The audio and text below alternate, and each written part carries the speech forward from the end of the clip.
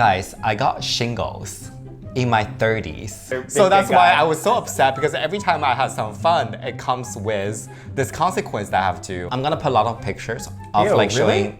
Hi, Tokyo Tops. Guys, I got shingles in my 30s. You know, I have been MIA for the previous 2 weeks, right? And I was basically dead on my bed and couldn't get up and couldn't really go to work as well. I really want to talk about how I got shingles and my experience to everyone, because it was very rough. Did people notice? Like the community, for instance, like did people notice you disappear and be like, where are you? No, because I literally don't have any friends other than you guys. So if So this is all news to everyone watching. You can still see, I don't know how visible it is on camera. I do have this two or three spots. I never had that before in my life. I'm always famous for my clear skin, so I feel like very extremely self-conscious. I mean, it'll go away, right? I know, like it's not very visible to other people, but I feel like when you look at like a small pimple, like oh my god, this looks so bad. I found out I had shingles from you. I had no idea what was going on. Do you remember? Yeah, you remember, came right? on, you're like, oh my god, I have herpes, guys. Every time I have sex, something bad happens to me. And I was like, that doesn't look like herpes. Sounds like it's shingles. I'm really glad that you told me so early, because what I learned later is that if you don't fix shingles in its early stage, it's gonna have a prolonged side effects. Thank you so much for saving my life. You didn't believe me, did you? I did. That's why I went to the doctor. I know I told you to go to the doctor, but I think you thought more that you had herpes. I mean, just didn't know what that was. The same family. Okay. So maybe we should talk about that. Yeah, maybe you should talk about it. Shingles is, to me, now I'm not a doctor and I didn't look this up, but I've actually had shingles as well.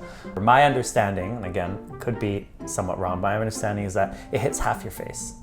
If it's on your half face, of your body. So it can happen on your stomach or your arm or anywhere, but it just only affects half of your. So you kept on showing half the side of your face. Not that I've seen tons of type 1, type 2 herpes, but like I feel like it was more around here. And you did have some here, so I was like, well, it could be. It was here. But then it was more here and then on your here. And I thought that was kind of a little bit odd for, herpes. So when I got it on my back. And it was really fucked up and like it was like a monster. So you had all the blisters covered that area and popping. You know that really popular flower, like pop artist? Yeah. Right? It looked like that. It looked like that. But I want to mention, like, you didn't say that what shingle is, right? Like, so basically when you when you were a child, you got like chickenpox, where you ever had the chickenpox vaccination.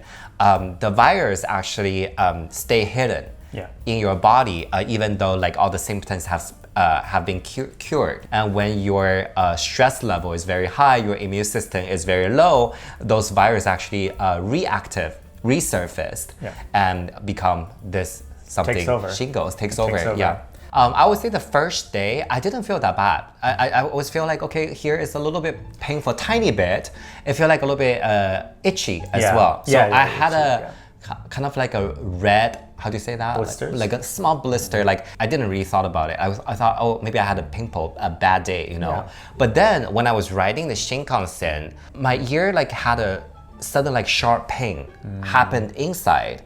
And I didn't know what that was, because it has a feeling that you're on the airplane, like when the air pressure is super high, like you feel like your ear is pressured. So I tried to like close my nozzle and like blow it, because it helped to reopen it. It didn't work, but it wasn't like severe, like really bad pain. So I just let it pass. And that night I went out for like nomikai with my colleagues and everything seemed fine. Then I had a hookup in the hotel. We did everything crazy, intimate, and he had a dekamala and he broke me again. So after everything, I feel like we should be talking about this story. No. So listen to me. This is about shingles. So after everything finished, and I just don't feel very well anymore. I feel like I'm so exhausted. I feel like so bad. I feel so bad about this. That's why I texted you guys, being like, so every time I had sex, something bad happened. Wait, that's the so- whole story. So you literally thought like you had sex and then like 5 minutes later you thought you were infected by an STI after sex. No, it was because I think everything accumulated together, exploded. He exploded. I mean, I didn't say I got this because of sex. I just said like everything I have sex, something bad happened to me. The next day, I was done. This ear pain is getting worse, and this blister is like popping. Like they have the like fluid coming out, oozing coming out.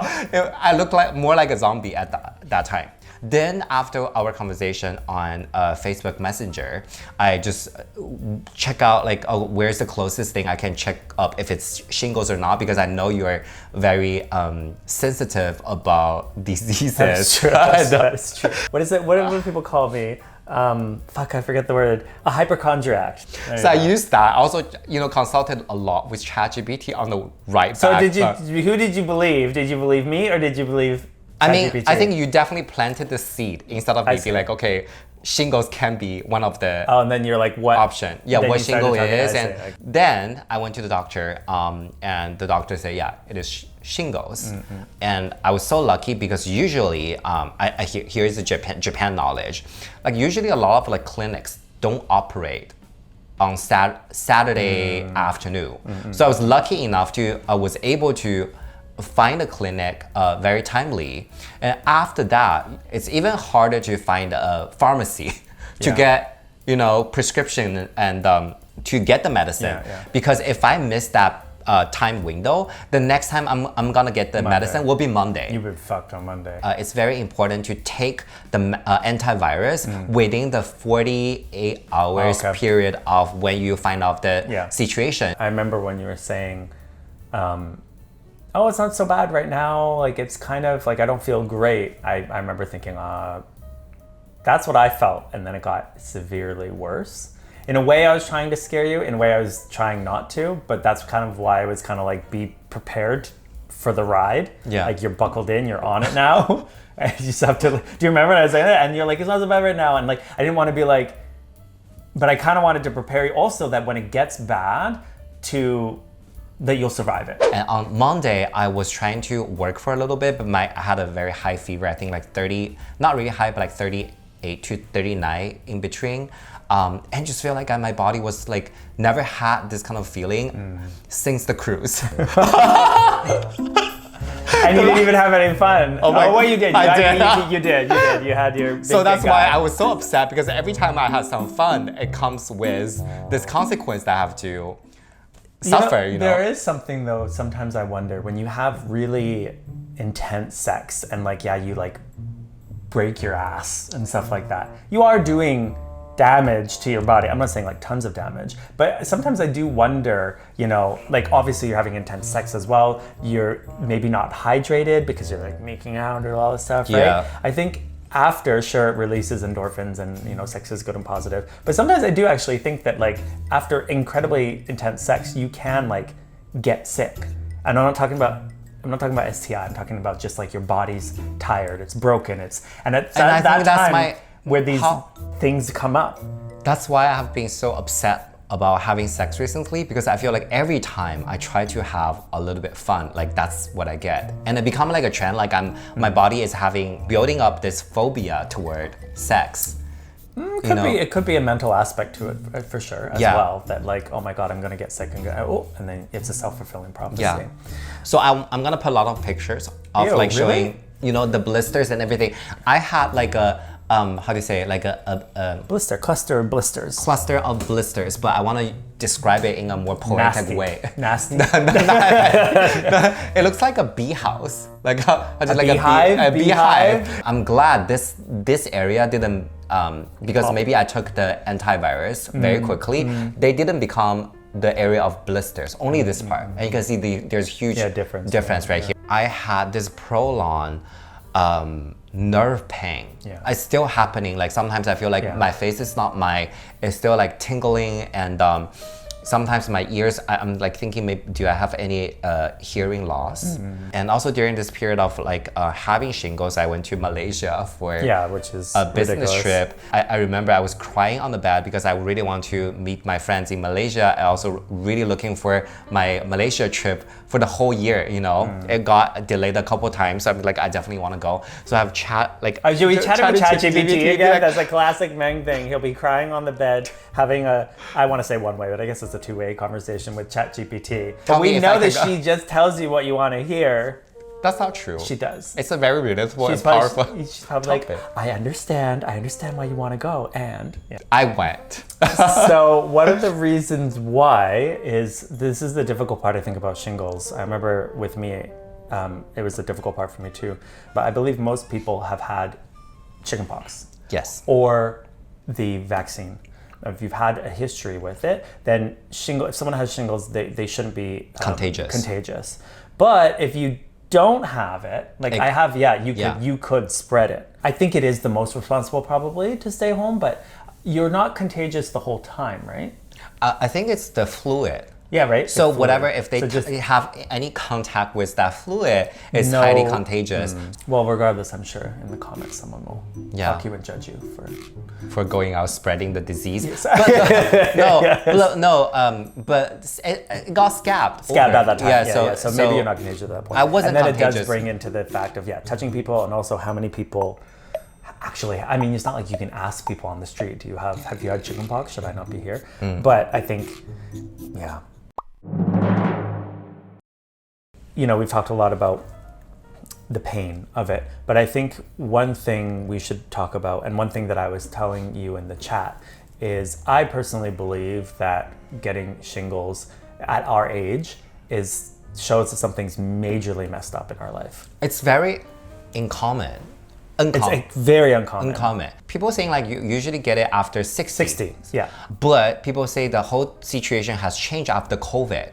Because somehow there are more younger people getting shingles these days after COVID.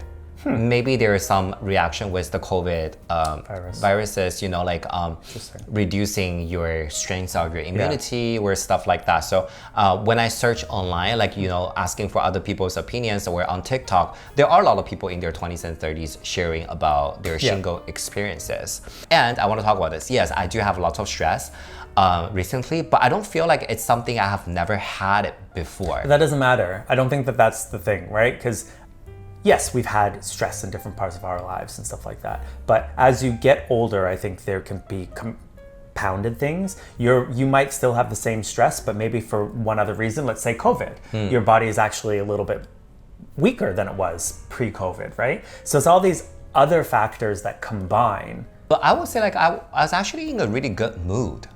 But you weren't actually very happy. I don't think you've been, if we're going to be talking real, I don't think you've been happy for 6 months to a year.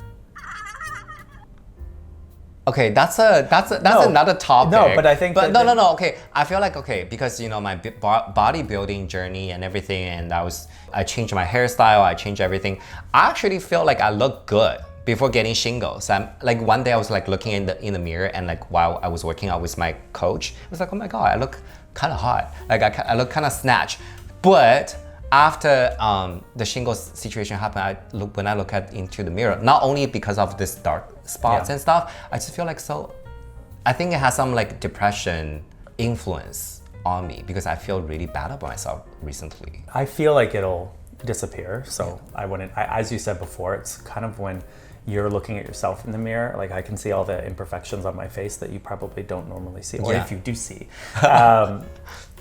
And even if you do see it, I notice it on your face, I don't really think that it's a big issue. You probably think it's more serious than I think of it, right? One thing that kind of is interesting to me as well, though, is getting back to, this is kind of the talk book we had about sex too, doing something kind of straining your body. That's maybe the word I was looking for earlier.